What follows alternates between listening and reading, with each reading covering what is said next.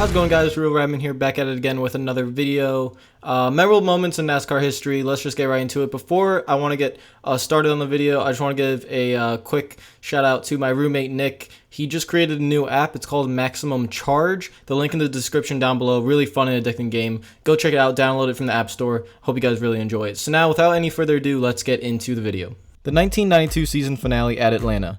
It was the final race of Richard Petty's career and the first race of Jeff Gordon's career, and it also consisted of an incredible championship battle with Davey Allison, Bill Elliott, Alan Kulwicki, Kyle Petty, Harry Gant, and Mark Martin all having a shot at the championship. Petty and Gant had engine issues. Allison was the points leader but got into an accident early in the race. Bill Elliott won the race, but Alan Kulwicki finished second, and that had enough to win the championship for the 1992 season. Number 14, the 1959 Daytona 500. This was a Daytona 500 for the record books. You had a 3-wide finish that took 3 days to see who the winner was. It consisted of Lee Petty winning the race, but photos had to be taken, NASCAR to go through all the footage for 3 days to finally announce on a Wednesday that Lee Petty won the race. Richard Petty wins his 200th race with President Ronald Reagan in attendance. It was rare to have a president in attendance for NASCAR. It was a huge stepping stone for the sport, as it was getting a nationwide audience now, and it was Petty's final win. That's why this win is so miraculous, and it was at Daytona, a track where he dominated throughout his career. And it was in front of the President of the United States. You can't take that for granted anymore in a lot of sports, that the president will show up to your race. Hasn't happened much since. I remember George W. Bush doing it, but since then it's not happened much, and it was really a special moment for NASCAR history. The 2003 Darlington finish, the closest finish in NASCAR history. It was an absolute duel between Ricky Craven and Kurt Busch, lap after lap at the end of that Darlington race to see who won. Kurt Busch did not have power steering. His power steering failed earlier in the race, so Ricky Craven was getting huge runs through 3 and 4. A couple laps before the final lap, Ricky Craven tried making a move in 1 and 2, which didn't work out, almost wrecking the car. Baby, come on, side by side, 2 laps to go. Somebody's got to give, getting into turn 1. Nobody. And in the wall goes Busch. That was not a very good idea. Look, the crossover move, he got into it. Come on, clear. Good job. This time he waited patiently, used the advantage of having power steering in 3 and 4, and then you know the rest of the story. Side by side to the finish line, beating and banging on the side, and wrecking after the finish line. Who's gonna get off? Here he comes. Here he comes. He's got him this time. It's gonna be a drag race. Wow! They touch! They touch! Craven got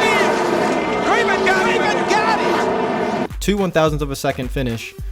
Ricky Craven won the race, and it was an amazing finish, and probably still, to this day, NASCAR's greatest finish ever. Have you ever? No, I've never. Number 11. Tony Stewart wins the 2011 championship in the final race. Tony Stewart hadn't won a race all season, leading him to believe he didn't even deserve a spot in the chase. He went on to win half of the chase races, and with a shot to win the championship in the last race at Homestead, he had to win the race because Carl Edwards was ahead of him on points and finished second at Homestead. The only way Tony Stewart could win was winning at Homestead, and he did just that with amazing 4-wide passes and a 3-wide pass as well, driving like the legend Tony Stewart is. It was a very memorable moment in NASCAR, and it was NASCAR's closest championship battle because it literally ended in a tie, and how tiebreakers were decided were by wins. Tony Stewart won half of the chase races. He had more wins.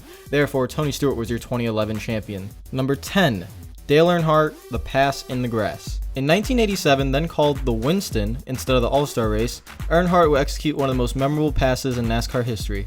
With 7 laps to go in the race, Bill Elliott made a move to the inside of Earnhardt to pass him coming out of turn 4 and down the front stretch of Charlotte. Earnhardt blocked. Earnhardt tried so hard to block that he drove his car into the grass, all 4 tires sliding, comes back onto the track somehow in front of Bill Elliott without losing momentum. For some reason, we call it the pass in the grass, even though a pass was never made, but Earnhardt is a legend, so we give it to him. Earnhardt went on to win the race. Number 9, the 2014 Chase Texas race. In 2014, the first year the Chase elimination format was introduced, drivers were on the edge as every race in the Chase was so tense. Brad Keselowski ended up in some altercations before Texas with other drivers. Jeff Gordon and Jimmy Johnson were on the front row for a late restart when Brad Keselowski tried a bold move attempting to go 3 wide through the middle of the 200 cars heading into turn 1. Gordon didn't cut him slack, contact was made, cutting Gordon's left rear tire and causing him to wreck, losing a bunch of points in the process. Then, it got heated.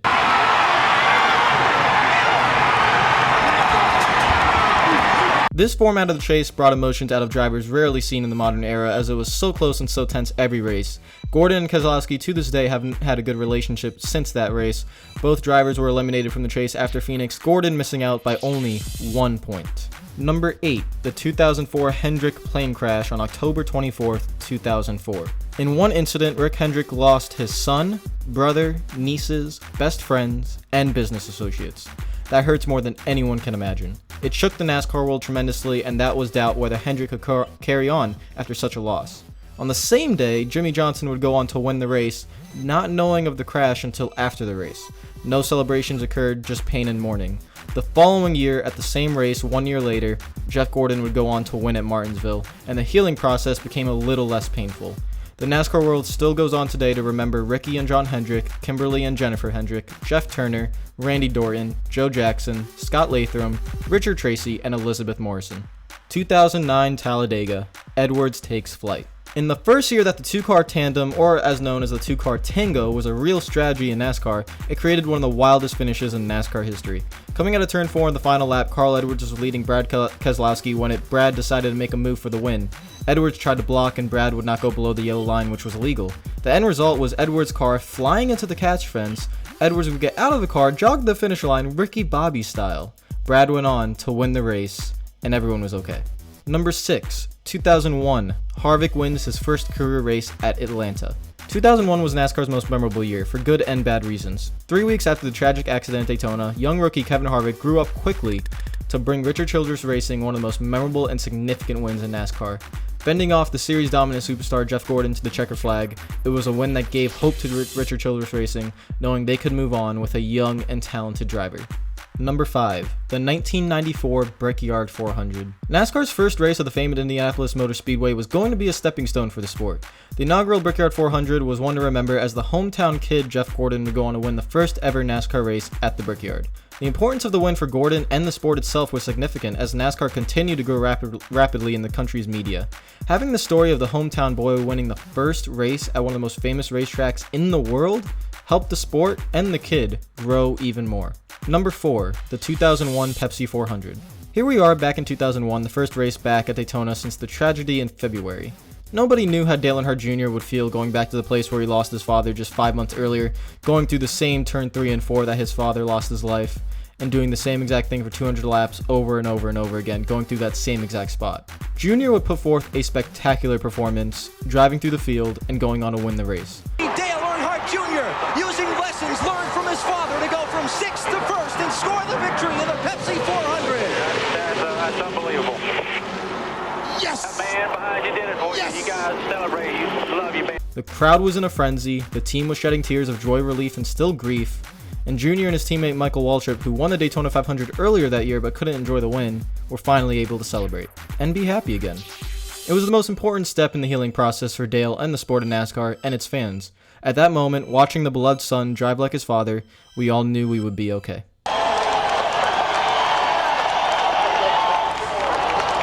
Number 3, The Fight, 1979 Daytona 500. The first fully nationally televised Daytona 500 put NASCAR on the map. It is arguably the most important race NASCAR has ever held. The race was great, the finish was unexpected and spectacular. On the last lap, Cale Yarborough and Donnie Allison would collide down the backstretch, both out of the race. Richard Petty, nearly half a lap down, would come around to win the race. Then the fireworks started. There's a fight between Cale Yarborough and Donnie Allison. The tempers overflowing. They're angry. They know they have lost. Fists were flying, helmets being thrown, and NASCAR was introduced to the nation. The best introduction possible for a sport that would grow because of it. Number 2, The Streak, Jimmie Johnson. For some reason, the streak gets overlooked. I don't know why, but it does. 5 straight championships in any sport is an awe-inspiring feat, and Jimmie Johnson did that from 2006 to 2010 in the chase format.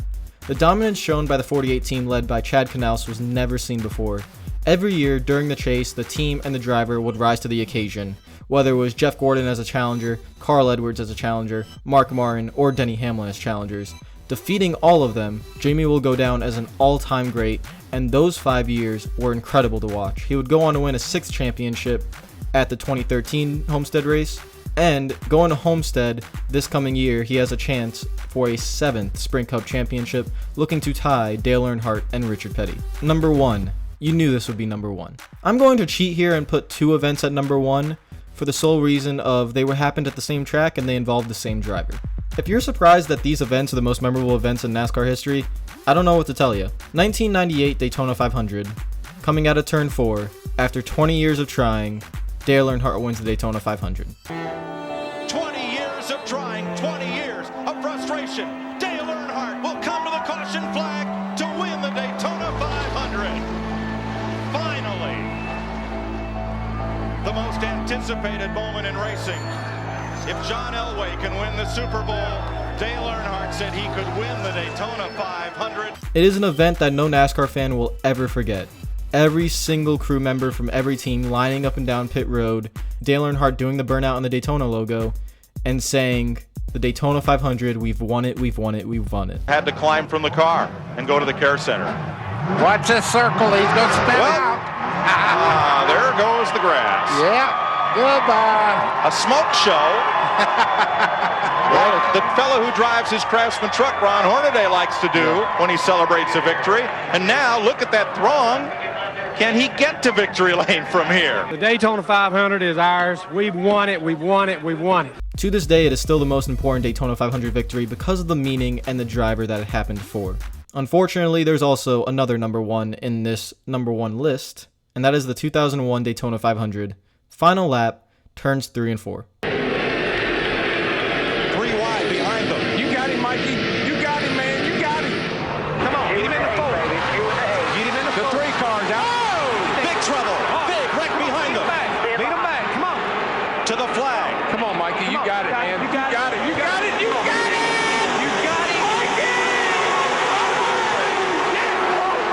Nobody knew what truly just happened at that exact moment that the number 3 car hit the wall and his 2 DEI cars would go to on finish 1-2. Under caution earlier in the race, Earnhardt told Richard Childress over the radio, "Richard, if they don't do something to these cars, it's gonna end up killing somebody." He said, "Richard, if they don't do something to these cars, it's going to end up killing somebody."